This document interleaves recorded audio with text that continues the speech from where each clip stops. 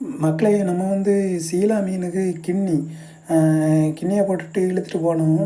ஆனால் நம்மளுக்கு சூறை மீன் தான் கிடச்சிருக்கு. இந்த மீன் வந்து கறியை எப்படி சமைக்கணுமோ அதே மாதிரி தான் நம்ம இந்த மீனை சமைச்சு சாப்பிடணும். இந்த மீன் சாப்பிட்ருந்தீங்கன்னா கமெண்டில் சொல்லுங்கள். நிறைய பேர் வந்து நம்ம வீடியோவை சப்ஸ்கிரைப் பண்ணாமல் பார்த்துட்ருக்காங்க. சப்ஸ்கிரைப் பண்ணிட்டு பாருங்கள். நீங்கள் சப்ஸ்கிரைப் பண்ணால் தான் அடுத்தடுத்த வீடியோ புது வீடியோ போடுறதுக்கு எங்களுக்கு ஒரு மோட்டிவேஷனாக அமையும்.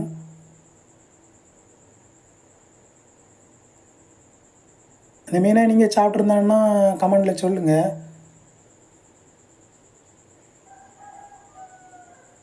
ஓகே மக்களே, இந்த வீடியோ பிடிச்சிருந்தா லைக் பண்ணுங்கள், ஷேர் பண்ணுங்கள்.